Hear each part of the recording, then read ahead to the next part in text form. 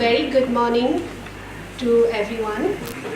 It is my privilege to welcome you all to this insightful session titled The Promise of India and its Prime Ministers. India's journey since independence has been extraordinary, marked by challenges, reinventions, aspirations, and bold leadership. At every critical juncture, the office of the Prime Minister has carried not just administrative responsibility, but the weight of national hope. From institution building and economic reform to diplomacy and social transformation, each Prime Minister has contributed to shaping the idea and the promise of India. Today's discussion invites us to reflect on that journey. What has defined India's promise? How has leadership influenced its direction? And what lies ahead for the world's largest democracy? To explore these important questions, we have two distinguished voices with us. First, please join me in welcoming Rahul Jain, who will be leading today's discussion. Known for his sharp insights and engaging style, he brings clarity and depth to conversations on public affairs. I'd like to request Rahul Jain to kindly come on the stage and take his seat on the dais.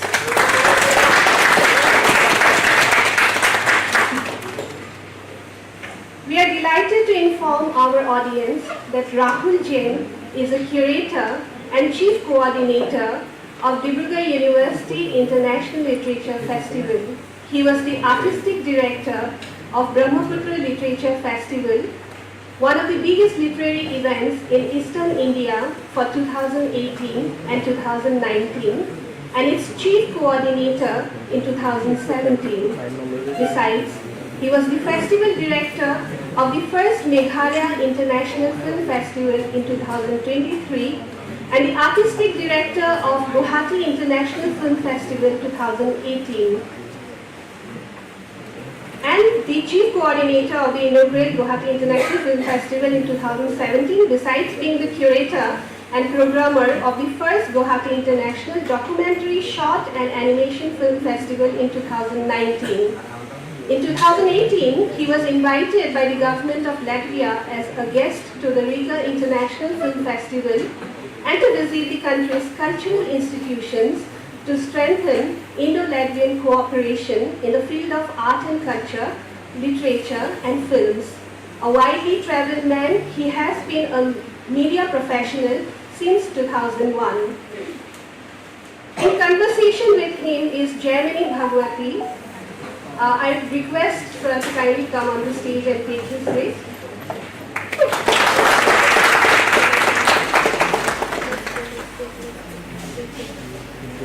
I would now take the opportunity to introduce the eminent speaker of the session today. Jaimini Bhagwati retired from the Indian Foreign Service with his last stint as the India's High Commissioner to the United Kingdom. Immediately prior to this appointment, Bhagwati was India's ambassador to the European Union, Belgium and Luxembourg. Earlier, he was an additional secretary in the Ministry of External Affairs and prior to that, joint secretary, capital markets and pension reforms in the Ministry of Finance. Post-retirement, he was the Reserve Bank of India Chair Professor at ICRIER from 2014 until 2018 and is currently a distinguished fellow at CSEP.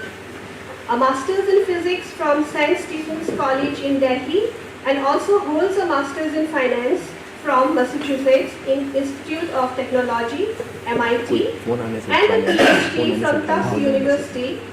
In 2019, he authored The Promise of India, How Prime Ministers Nehru to Modi Shaped the Nation from 1947 till 2019.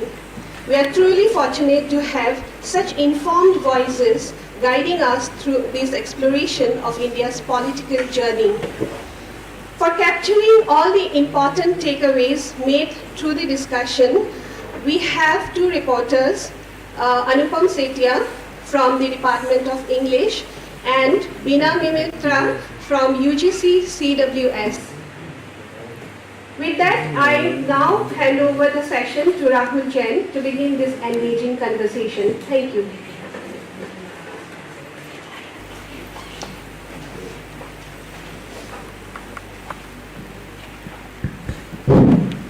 I welcome Ambassador Bhagwati to this session.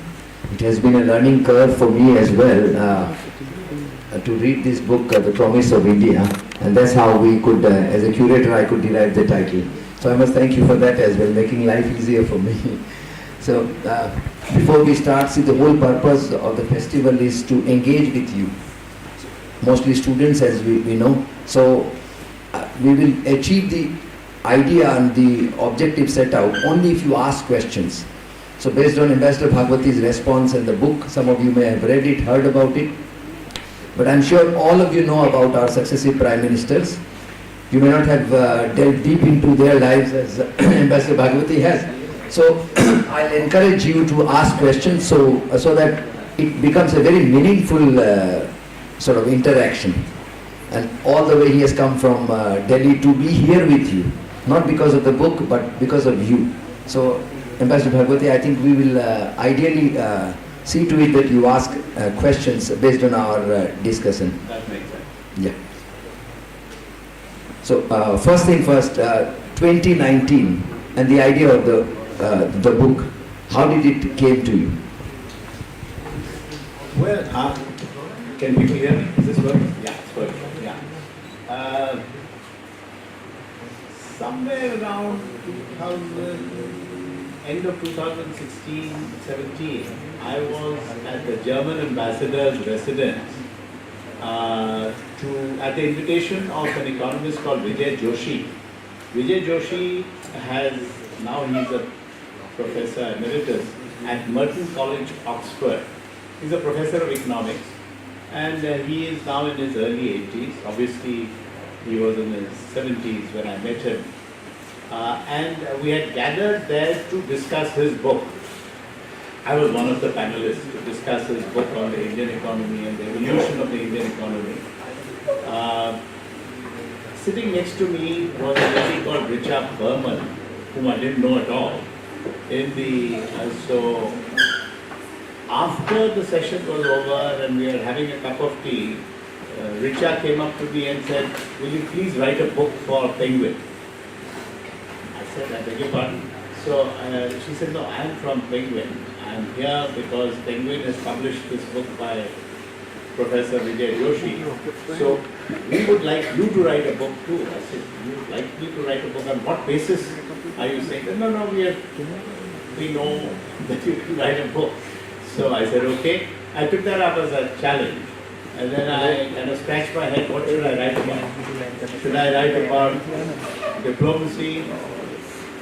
I've kind of dabbled in both. I say dabbled because towards the autumn of my life, I've come to the conclusion that I've only dabbled in diplomacy and dabbled in economics and finance.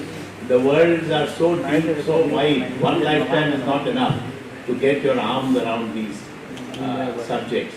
So that's when I decided if I'm going to do both, so let's do it in terms of the evolution of the country.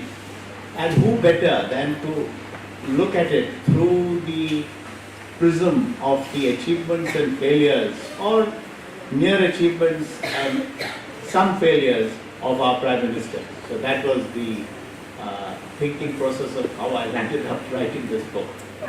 Yeah, but 2019, when you thought about it, I think you began well with Nehru. Of course, it was, and you've been kind to him. Whatever little I've read of the book, you have been kind to Nehru, but there are issues that you have raised on the Prime Minister. And of course, I mean, we all understand that there are areas where you can't do much about, as with the writer, as with the Prime Minister. So a little bit of reflection on Nehru, because I think the Northeast Connect is there, and you yourself being from Tejpur, there are some areas where you'd probably like to highlight and share with our students. Sure. No, I love this format. It's question and answer like that rather than one monologue from me, because some members of my family, and one member is sitting in front of me, feel that I talk too much and I don't talk much sense. She allows you to do that.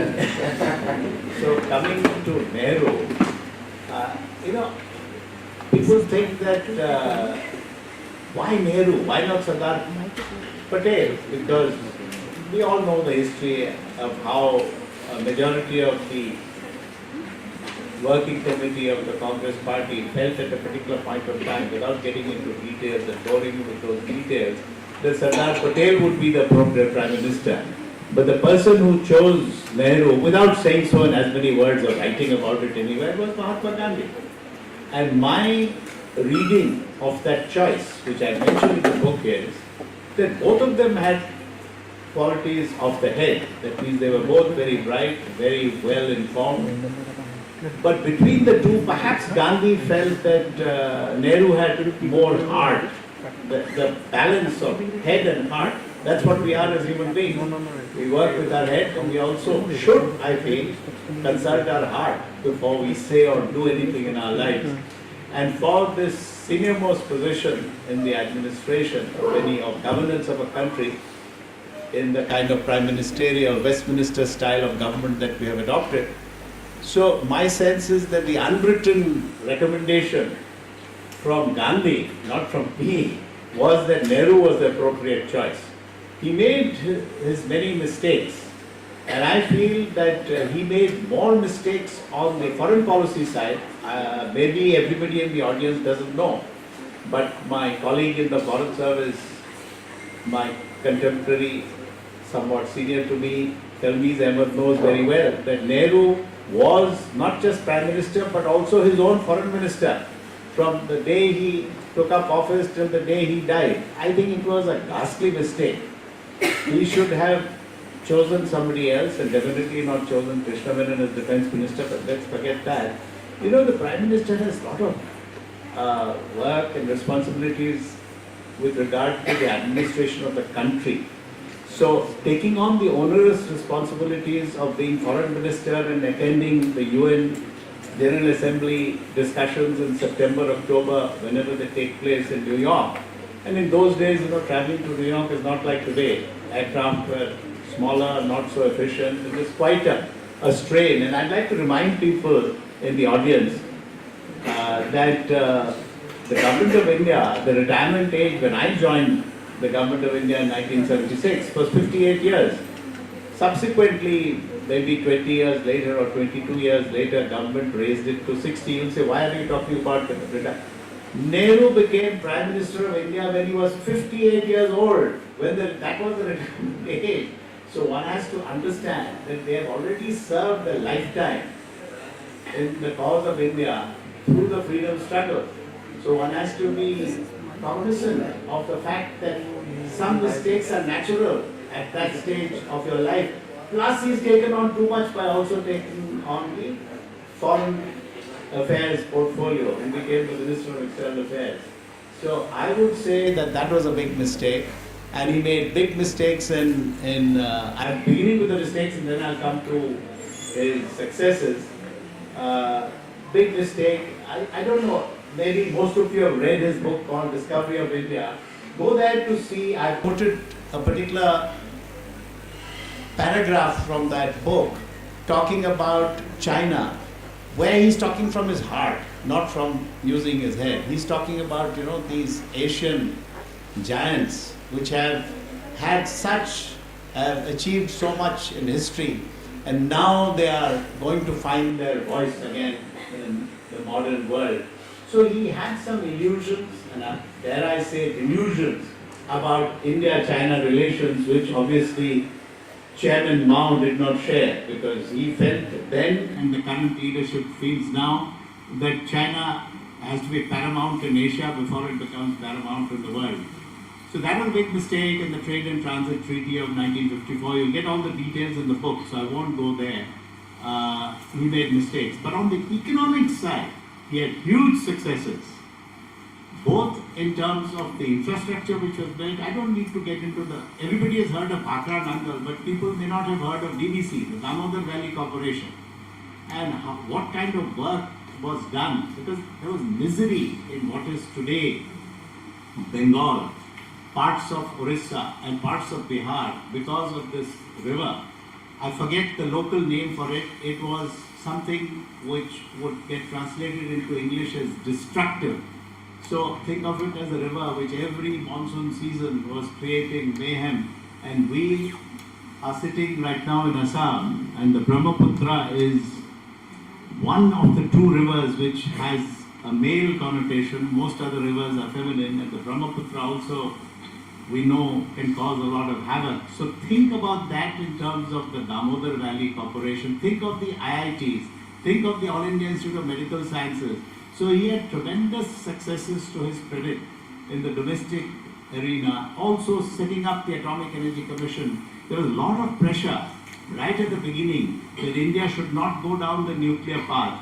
Without saying so in as many words, he had laid the foundation stone for India foundation stones by choosing someone as gifted as Homi Bhabha. And maybe there is some truth in the speculation that the West managed to sabotage the plane in which Homi Bhabha was traveling, and he was killed, and it's all speculation. But suffice it to say that this great scientist called Homi Bhabha, who set up the atomic energy establishment in Mumbai, and today park is named after him, the Bhabha Atomic and Research Center. But I'll stop there because I've already spoken long enough. Yeah. Was Nehru lucky to have some of the fantastic brains around him? And then I come to the question before I ask you to assess Nehru on a scale of 10. And then the second thing was, did Nehru realize that nobody better than him can control the foreign sort of ministry portfolio when he was the Prime Minister? There were many giants at that time. He could have chosen one out of many. You can change. I don't know whether you remember, there was a gentleman called Mathai who became a finance minister. He changed him. So he could have chosen out of people. So that is not an issue. He made a mistake with Krishna Menon because Krishna Menon was in London and in the UK when Nehru was there in his formative years as he did his law and so on. And he remembered that Krishna Menon had worked tirelessly to convince some members of the British elite that the UK should grant independence to India.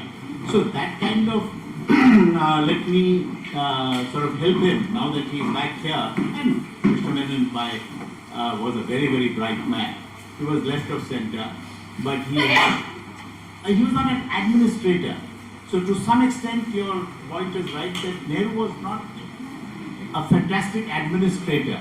So, but he had chosen well on the domestic scene. He did not choose well as far as the defense minister was concerned. He did not choose well as the army chief was concerned and so on. But let's not go down that path. Let's focus on the fact that you asked me to rate him on a scale of 1 to 10. And here I give credit to my wife who's sitting in front of me. We were wondering how to compare prime ministers across decades. And then we came up with a formulation called the 3 C's. So it is charisma, competence and character. So I gave, if you are asking for a 0 to 10, I will give 10 out of 10 to Nehru on charisma, 10 out of 10 to Nehru on character, but I might give him only 5 out of 10 or 6 out of 10 in terms of competence, because he did not choose the right kind of people for certain kinds of jobs. Now, is that because he's a first-time administrator himself? Yes. And he started at 58. He never held a job before that. He held some little something in Allahabad, in the municipality for a short while. And he practiced law in the UK for a little while. In India, even less. So with such little administrative experience, sometimes it's difficult for you to pick out of people who would be a good administrator. So we move from, say, Nehru and Shastri's tenure was short-lived. So I think any specific point that you want, to credit Shastri with, of course we have heard what we have, but in your assessment of Shastri, Shastri was short in height but tall in so many of his abilities. And again, I would give him very high marks for character. Everybody knows that as railway minister he resigned when there was an accident. He set the stage for the Green Revolution.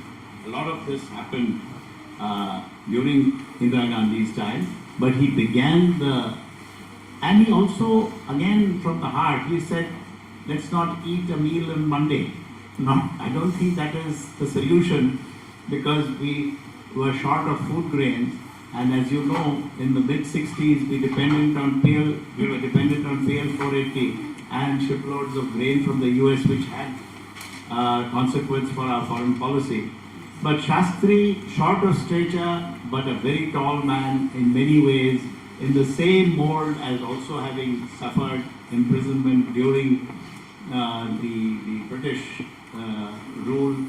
And I don't know whether I mentioned Nehru. I mean, if people talk about Nehru, how many people here are prepared to spend 9 years in jail in 3 installments, where you get basic food and you don't get any non-vegetarian food? And for a Kashmiri without non-vegetarian food, it's a bit difficult.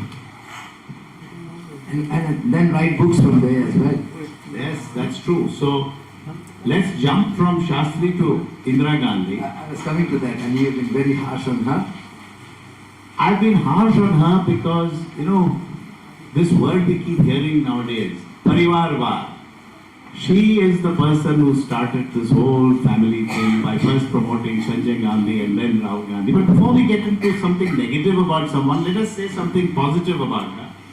She was brilliant both as a strategist in terms of foreign policy, as well as how she handled the whole issue of the emergence of Bangladesh. I think people here are too young to remember the birth of Bangladesh, but I remember Sheikh Mujibur Rahman, how he was welcomed in his own country, and also how the whole process of the independence of Bangladesh unfolded. So I think she was absolutely brilliant in the way she used Edward Kennedy, who was a senator, who was requested to come, and he went to Kolkata and to the camps and the tents which were set up for, I mean, this number keeps varying, but let's go for a round number, 10 million refugees. Whether it was 10 or 8 or 9 is not important, it is a huge number. Edward Kennedy went back and wrote and spoke about the atrocities that the Pakistani army was committing, and to that extent there was hesitation, although there was all this talk about Kissinger trying to push Nixon to send these large warships to the Bay of Bengal, and the Chinese did not take that particular bait of trying to getting involved in that war. I mean, let's forget all that. There were some mistakes made, I think, in the Shimla meeting with Bhutto, but I think she did this country a great service in terms of helping the distressed people of Bangladesh. Don't go by the current press coverage of what some leaders in Bangladesh say about India. That has happened well after she has passed away, so that is not her fault.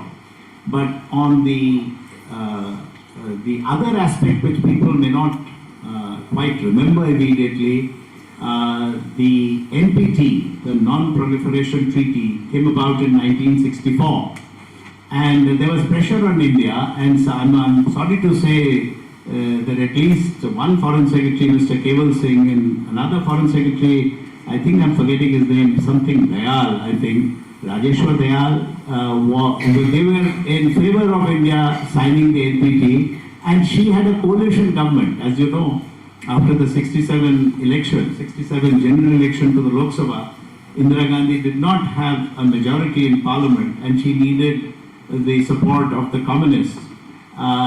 Even with a relatively weak central government, without absolute majority for her party, she resisted the so-called professional advice of senior foreign service officers who perhaps, should I say, maybe I should also be a little sort of an extreme like Talmeed and say maybe they were in the pay within inverted commas of the Yanks, to also use that word, that I cannot understand how can a sitting foreign secretary recommend to the Prime Minister that he should sign the NPT or giving away the option.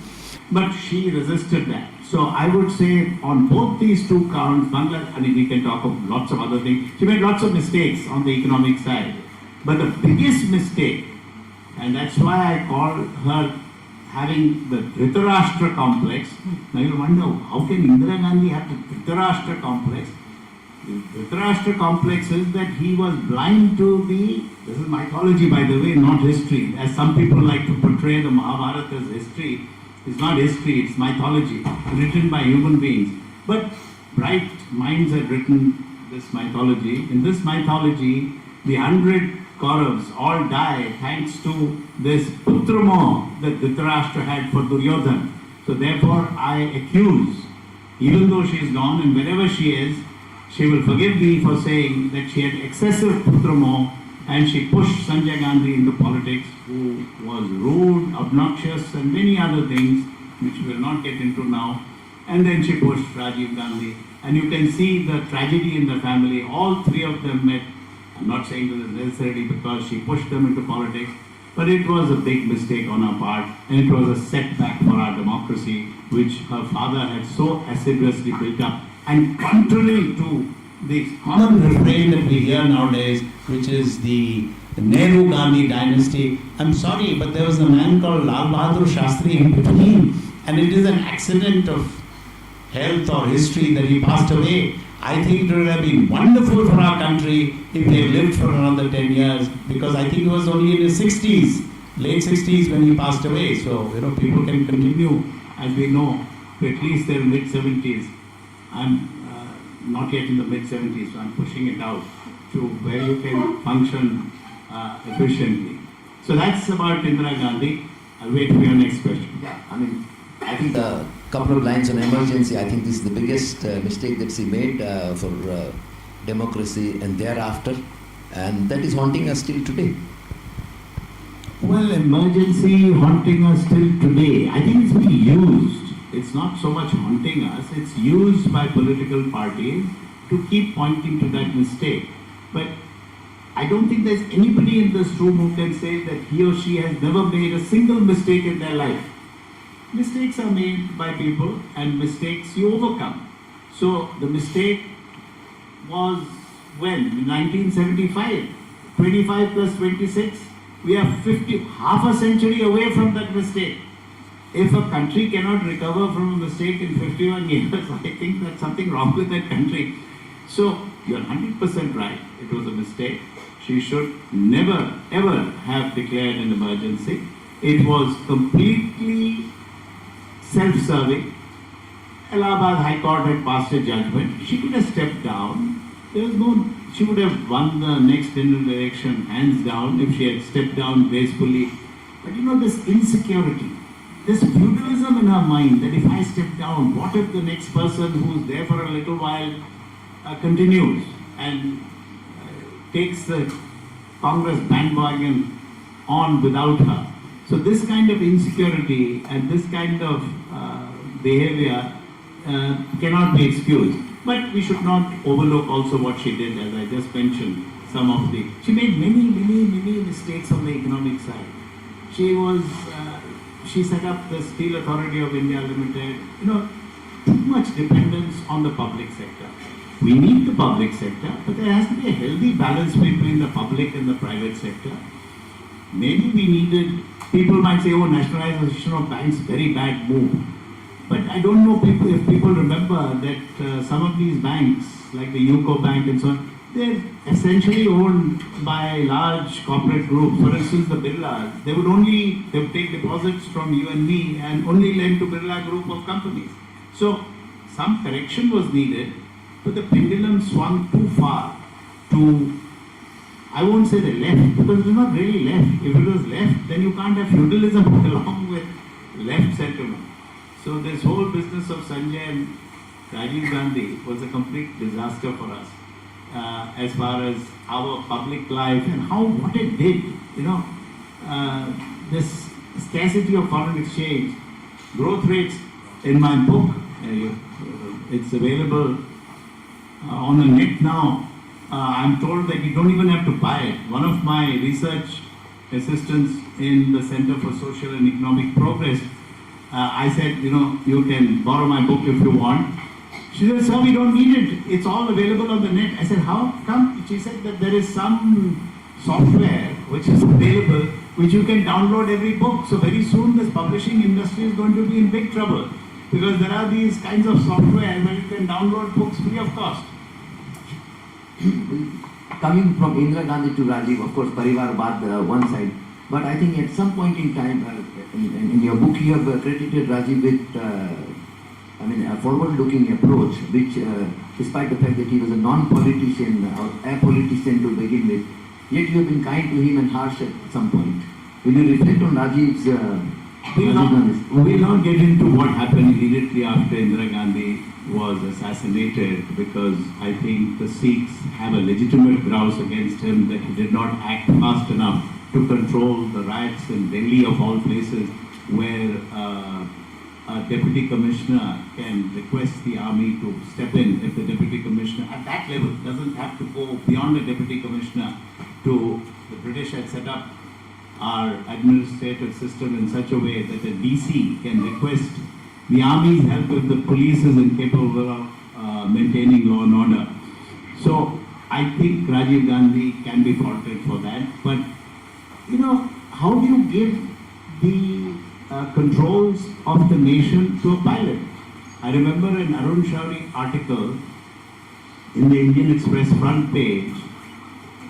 He said, you shouldn't give the controls of the national airplane to a pilot like Rajiv Gandhi because he'll crash it. So that may be harsh, but the basic point that was being made is that he did not have any public service experience, whether in politics or anything. So you then don't bring any neither experience nor knowledge. So it is somewhat unfair if I'm asked, and I deliberately give this experience, if somebody in the university is complaining of chest pain, and I put my hand on the person and say he needs open heart surgery, and then is there a kitchen table somewhere and can somebody get me a knife, and I start doing open heart surgery, you will say you have to be stark raving mad. But why is managing a whole country much simpler task than doing open heart surgery? You can do open heart surgery on a country's economy, on its politics, without any knowledge or without any experience, just because you happen to be somebody's son and without enough experience. So I think that is a mistake.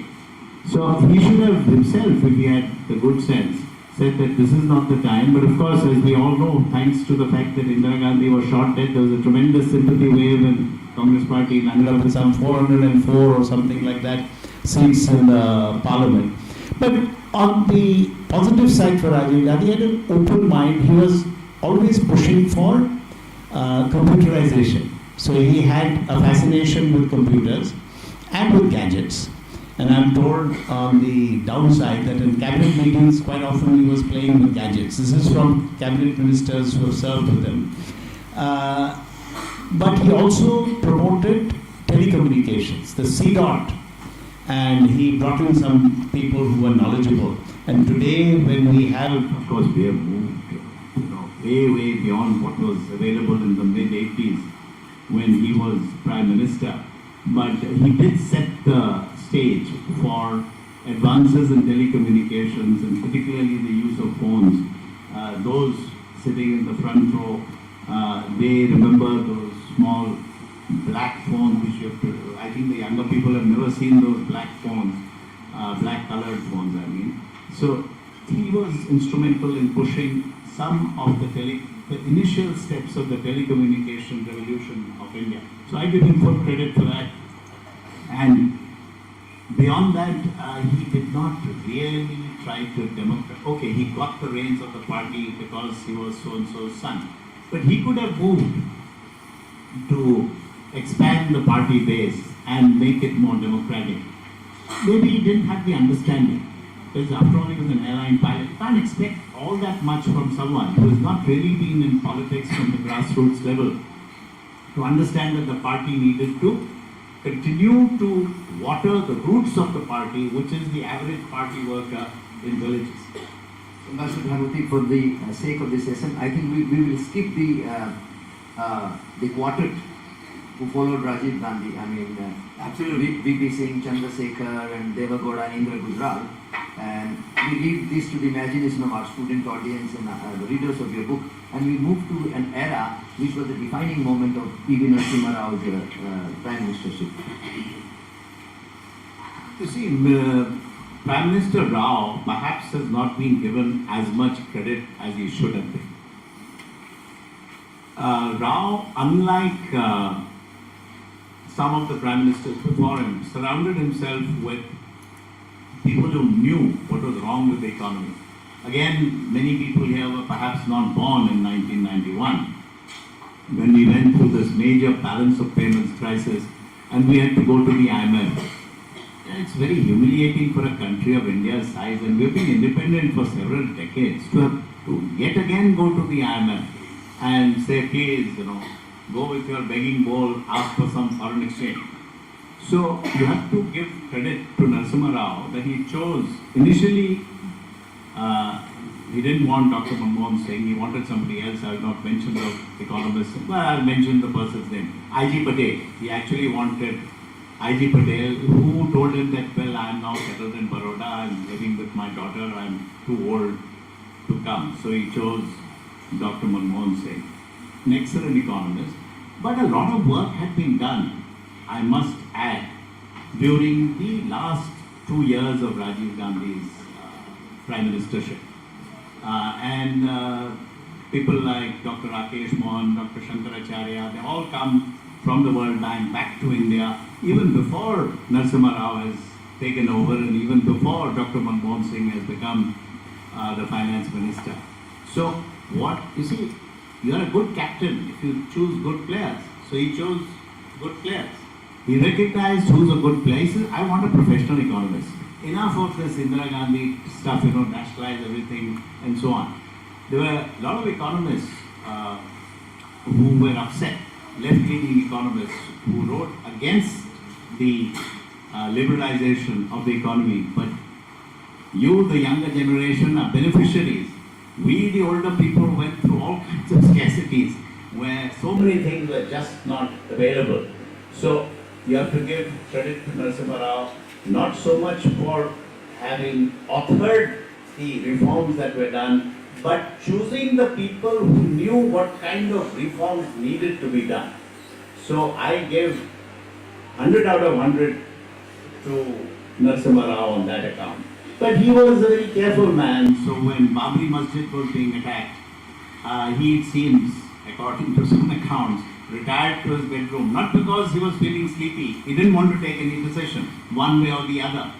And the UP Chief Minister was in touch with his office.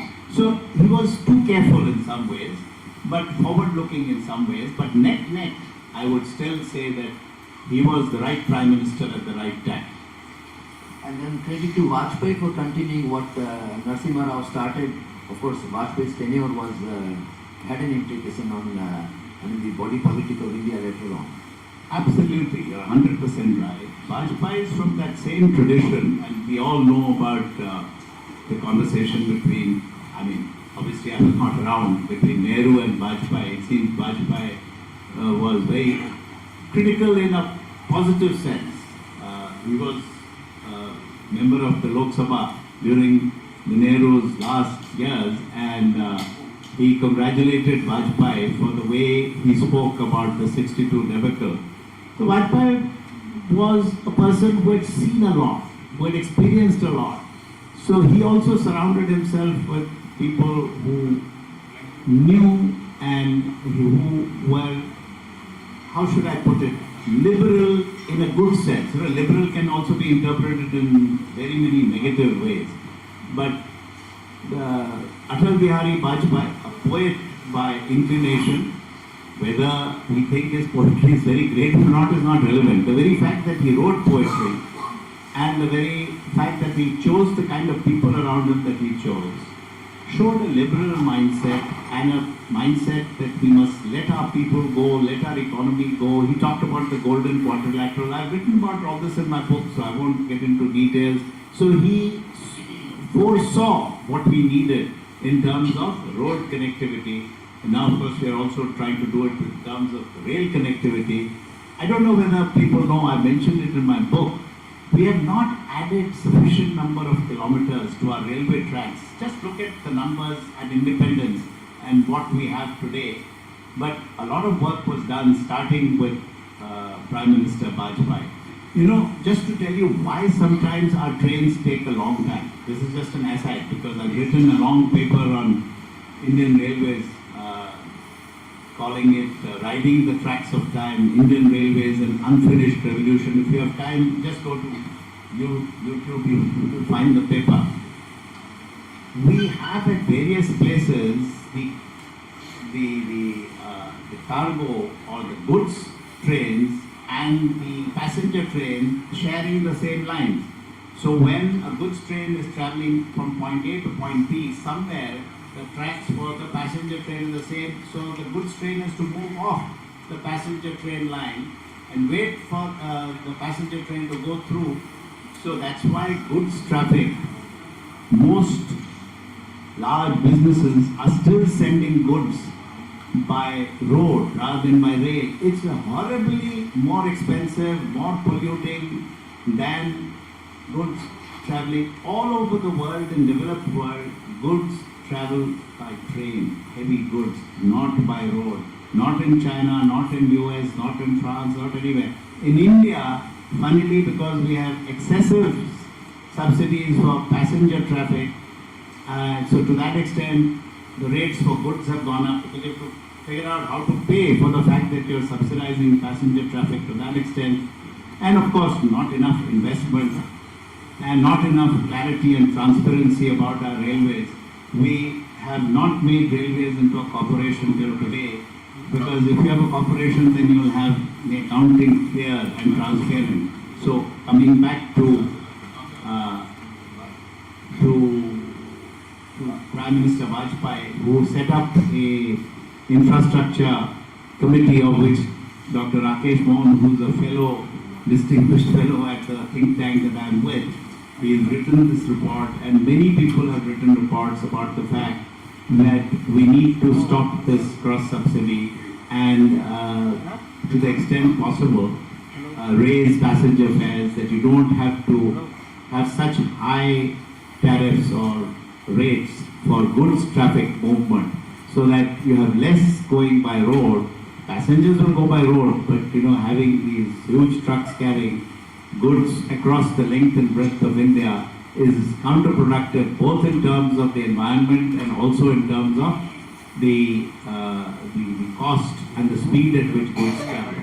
So, Mr. Bhagwati, I will now come from Vajpayee to Manmohan Singh. Of course, I'll qualify this by saying that probably because people still look at him as a better finance minister than a better prime minister.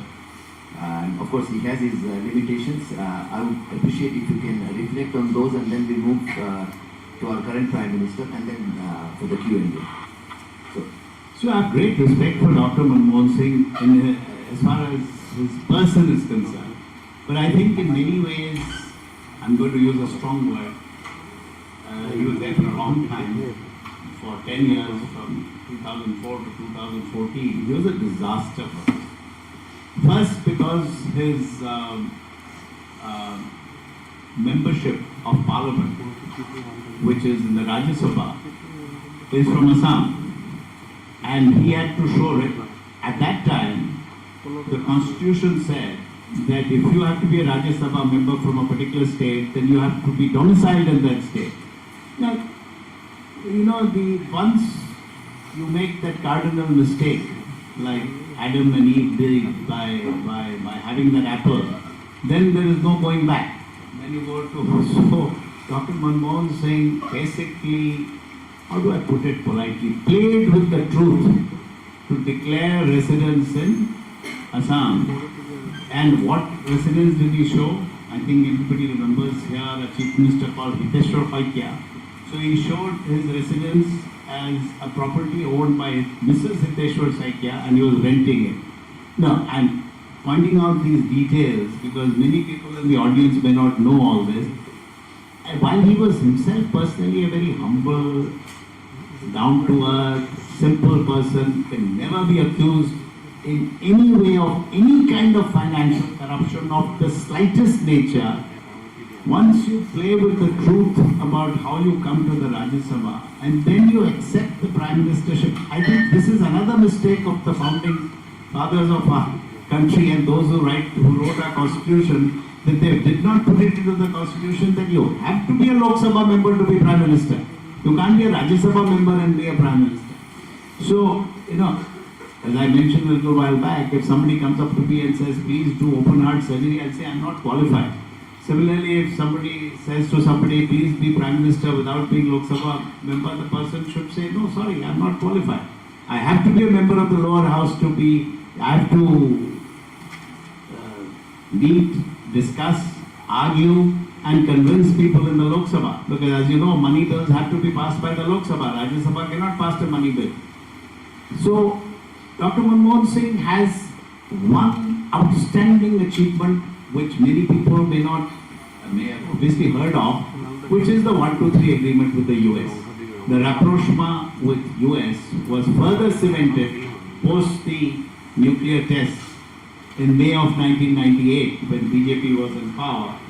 Because the US, I don't know whether people know, they even told the World Bank to stop all fresh loans to India. So we went through a difficult time, so you have to give credit to Dr. Manmohan Singh that he was able to convince Mulayam Yadav of UP, because they had a minority government, to not vote against the government in the no confidence motion, probably telling Mulayam Yadav, and here I am going to say politically somewhat tricky things, that Mulayam Yadav had a lot of CBI and cases against him for corruption, and all that was set aside so that he could vote with the government to let that 123 agreement go through in the parliament. So I think that was his single biggest achievement as far as foreign policy is concerned.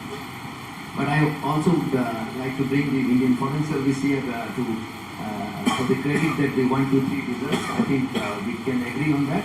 Before I move on to the... I completely agree with you, whether it is Foreign Secretary Shyam Saran, whether it is Foreign Secretary Shiv Shankar Menon, they did a lot of work behind the scenes, and many other officers. I mean, we'll not go down. I just mentioned two Foreign Secretaries. I think you can give quite a bit of the credit to the entire Foreign Service. Yeah. So now the most defining moment of, I think the book is the coming of Prime Minister Narendra Modi, the circumstances around it. I would like you to reflect on, say, the body politics, economics or finance, and then probably the last students who go for the Q&A. I think Prime Minister Narendra Modi is obviously an exceptional human being in terms of his memory, his administrative qualities and so on. And to a great extent he was helped by the fact that Dr. Manmohan Singh, towards the last 2 years of his term, there were many corruption scandals. There was the coal scandal, the telecom scandal. I'm not going to get into the details of that. The so-called, the Comptroller and Auditor General report said, the total loss to the exchequer was 1,76,000 crores. Others have subsequently pointed out it was nowhere like that. Be that as it may, there were numerous instances of how coal blocks were given and so on. So, to some extent, it was inevitable 10 years of Congress, plus these corruption scandals. So, and the only other alternative that the average voter had, if you're not going to vote, in fact, quite often when I go to the polling booth, I'm wondering who to vote for. I'm going to be very frank. I have shifted my vote from Delhi to Tezpur decades ago. So I always go to Tezpur to vote. And of late, when I land up there, when I look at the candidates, I am almost considering doing nota. That is, none of the above. But then I think to myself, that is also not helpful. What is the meaning of none of the above? You have to willingly vote for someone. So to some extent, Mr. Narendra Modi, of course, he had his track record in Gujarat, but also there is the negative aspect of what happened in 2002. everybody is aware of the riots in Ahmedabad and so on. And I think the Chief Minister has to take some responsibility for what is going on in the state capital in Ahmedabad. Be that as it may, he was greatly helped by the incompetence or perhaps collusion of some members of Dr. Manmohan Singh's cabinet in the corruption scandals which, and you know, in Delhi, AAP came to power. The Aam Aadmi Party came to power on the tailwinds of these, with the tailwinds of these corruption scandals rocking the Congress, and AAP was able to defeat Sheila Dikshit and so on and so forth. But coming back to Prime Minister Narendra Modi, so he was helped by some of this, and he came to power, and I have to first speak about his strengths, which is tremendous energy, tremendous ability to remember people. In this I know from direct contact as well as through many people who obviously have much greater contact with our Honorable Prime Minister. All our Prime Ministers are honorable whether they made mistakes or not, because I am honoring the post. We have always honored the post. But having said that, he has given a push to a number of things. And a number of people now in the cabinet are people with no political background. They are basically people who are in one service or the other, whether it is the IAS, whether it is the Foreign Service. Again, since I know them all personally, I'm not going to talk about that. I'm not entirely sure, just as I said about Prime Minister Dr. Manmohan Singh, that you need to be a Lok Sabha MP to be a Prime Minister. I would personally, many in the audience may not agree, I would say that if you have to be a cabinet minister, then you should be a Lok Sabha MP. Because you have to meet the people, you have to see the people, how they live, where they live, what do they do, what is their sources of livelihood. Many others may not agree, and I'm bound to their superior wisdom if they have good logic as to why every cabinet minister does not have to be a Lok Sabha MP. But during Nehru's time, I think practically every cabinet minister, maybe there was somebody, please correct me if I'm wrong, everybody was a Lok Sabha MP.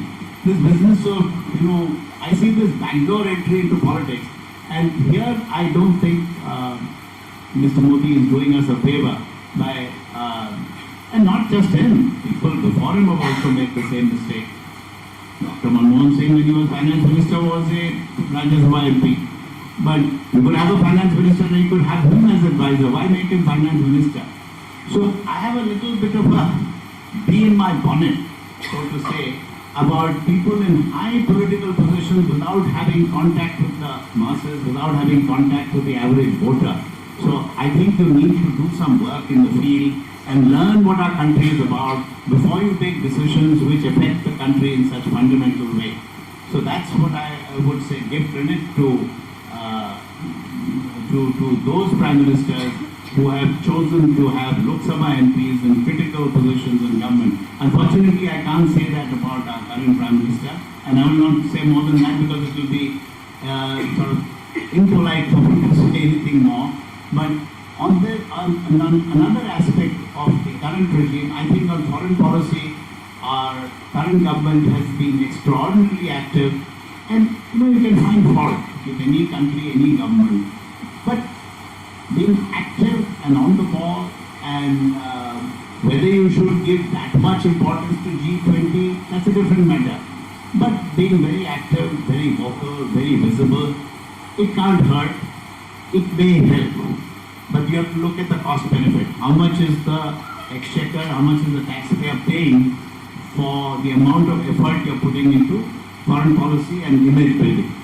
So whether it is domestic or foreign, I would think domestically it's more justified because in any situation, in any family, and a country is a family in some ways, the average person has to feel enthused about going to work and doing something a little more than just earning a living.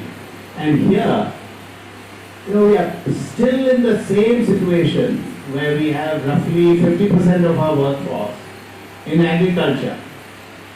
3 laws were thought about by the current administration, and then they backed down. I think 2 laws, again, I don't want to bore the audience here with the details of those laws, were good. The 3rd law, which talked about renting out agricultural land. I worry about it because many of our farmers are not sufficiently well educated to understand a rental contract and the full ramifications that they might lose their land, thinking that it's a rental contract, but if the rental contract is written cleverly, by which the tenant cannot be evicted for the next 50 years or whatever it is, you can be in trouble.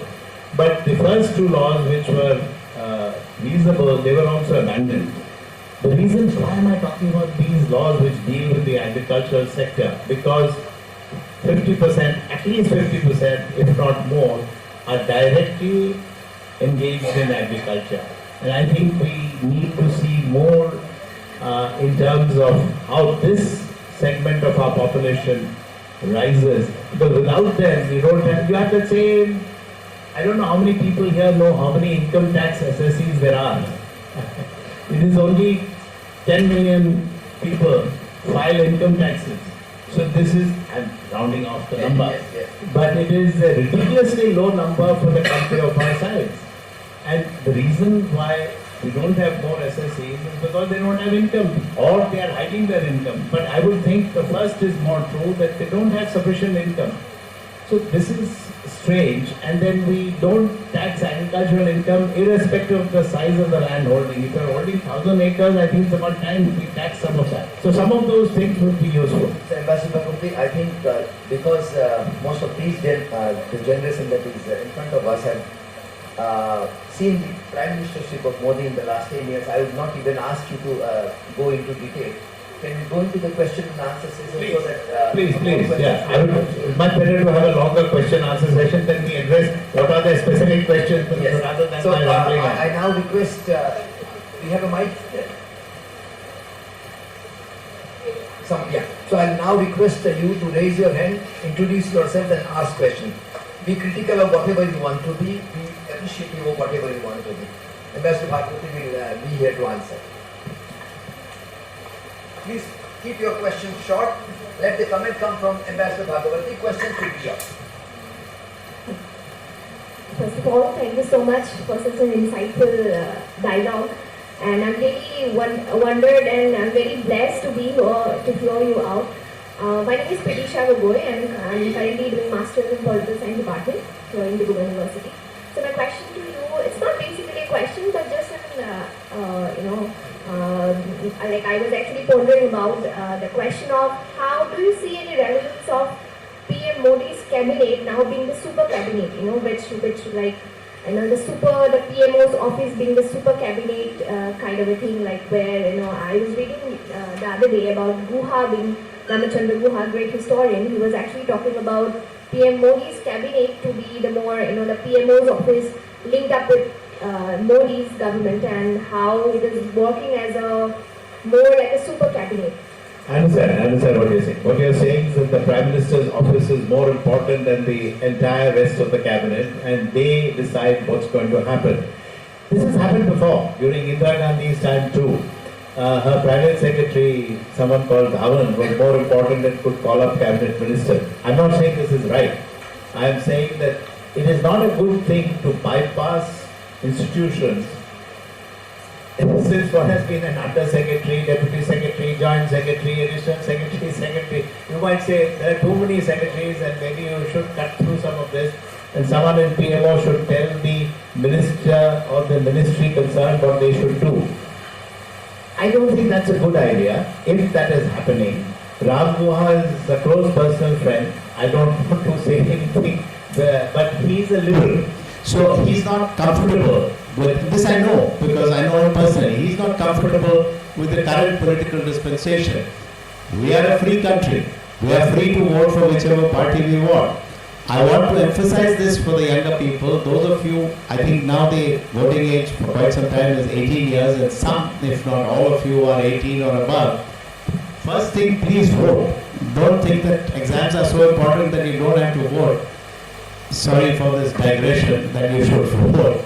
But yes, so Ram Guha is a liberal. He has many things which he thinks this government is doing wrong. Some of those issues I agree with.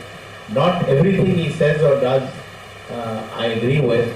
But any Prime Minister's office which takes on or sucks up too much of the power of the ministries is not healthy from a purely administrative point of view, because each ministry has its expertise and has number of officers, as I said, from undersecretary to secretary. If you bypass them, there's a likelihood that you might come to a wrong decision. And once it comes from the Prime Minister's office, that will be the decision, whether it's the secretary or the minister concerned. We have Westminster style of government where the Prime Minister's office, or rather the Prime Minister himself, as you know, there are various committees of which the Prime Minister is chairman. So, chairman, I should say, chairperson. There are many ladies in the room. I said we should get rid of this chairman and so on. It's all chairperson now. So that's my answer to your question. No follow-up question. Second, please. Keep it short. Please keep it short. Let us respect time. Huh? Sir, I have two questions. Okay. Sir, I am Sneha Chankavati from Sivsagar University. So, sir, I wanted to ask about Narendra Modi's critical assessment of Kejriwal's freebies culture that he has started in Delhi. So he criticized it as bravery culture, first of all. Then BJP government can started it itself in other states, in Gujarat, then now it is started in Assam, like Nijul Mana, then Nijul Babu. So I wanted to hear your take on it. I won't get into specifics of, because I know the Assam Chief Minister personally, and I will not get into the decisions of this government because we are going to have elections in Assam this year. But let me look at it as a professional from an economic point of view. It makes absolutely no sense at any time, let alone just before an election, to announce X kgs of rice or Y kgs of dal or this kind of. I am personally in favor, some of my economist friends are totally against it, what I would call a universal basic income. I think I referred to Vijay Joshi some earlier in my discussion. He agrees with me. Vijay Joshi is teaching in Merton College, but some economists here in Delhi, whom I know but will not name, don't agree with me. You can design a universal basic income which gives some basic human needs are satisfied through that basic income. People say, no, but you will do the UBI and then you'll continue to do reveries. That's like saying that, if you do something reasonable, you'll continue to do something unreasonable. Well, then we are doomed as a country. If the political leadership is going to do something reasonable like the universal basic income and then continue with this benefit and that particular subsidy, then the taxpayers of this country, of which we have only 10 million and I'm rounding it up, will be taxed more, or you'll be taxed indirectly by one more cess on your petrol. Those of you who are driving two-wheelers, maybe some are driving four-wheelers, will pay more at the gas pump. So this is not an efficient way about going to help people. What we've got here is. Two more questions, please raise your hand. Yeah, please. Yeah. And after this, one more question. Good morning, sir. I am Sanjita. Sorry, I didn't get your name. I am Sanjita. Sanjita. Sir. I am not the person who follows politics and my ideas about politics are very vague. लेकिन मैं एक नागरिक तो हूँ ही sir और नागरिक के अनुसार and I have just jotted down my question. I'm sorry that while preparing my question I missed out on the conversation we were having. So I'm really sorry for that. But should I read my question to you, sir? Please, Yes. go ahead. On account of what we discussed here, I just want you to explain how we can choose our Prime Minister. The parameters for being a Prime Minister are very vague. And it is not only vague in terms of what qualities and qualifications are required for the job, all thanks to democracy. Maybe a small section of the public is right in choosing a government, but it might not be in the majority. So how should we go about it? That's the question.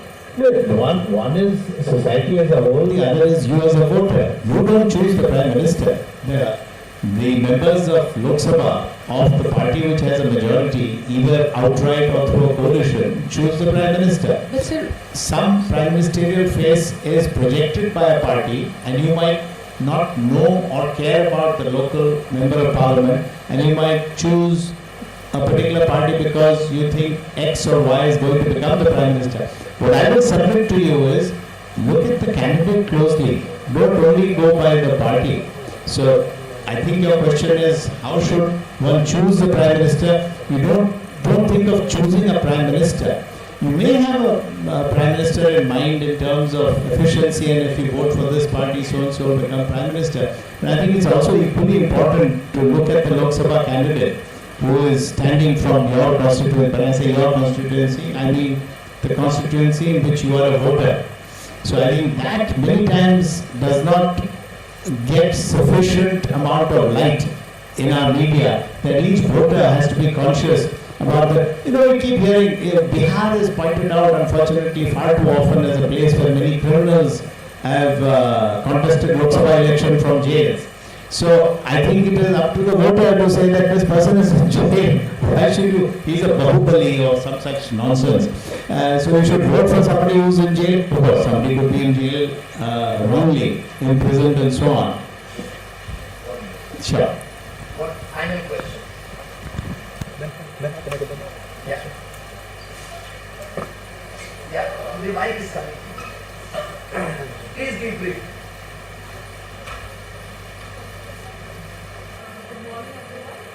Can't hear you. Good morning,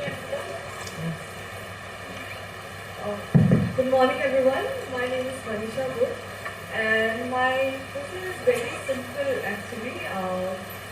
So, what is your take on the open press conference that Modi has not done over the decade now? What are the points that you want to say because of this delay? That Modi ji has not been taking the press conference, and the legitimate one, the direct question from the journalists. Okay. No, I'll be frank.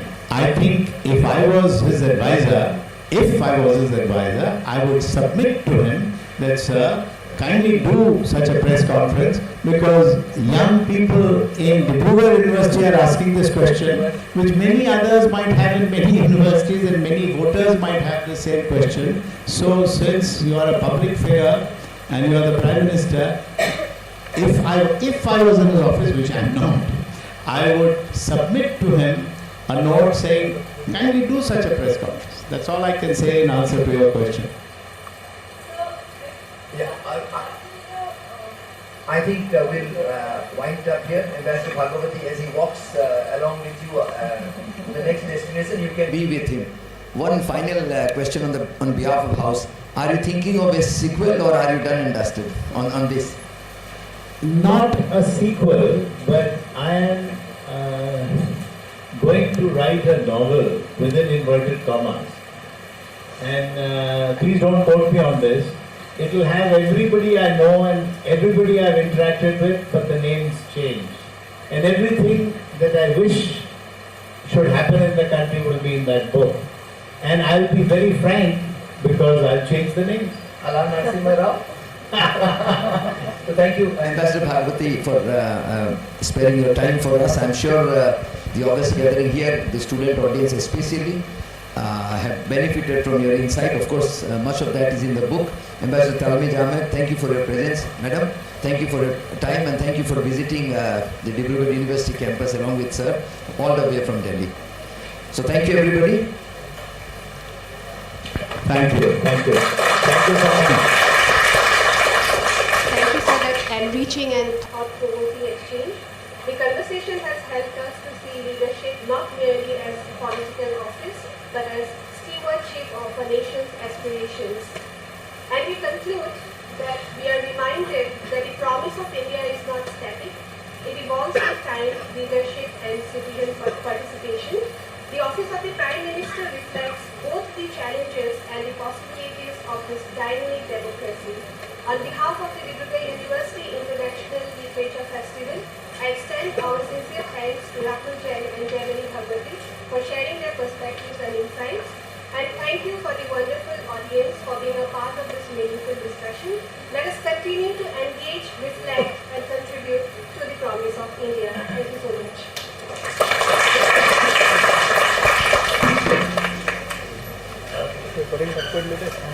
Hey, Ricky, recording.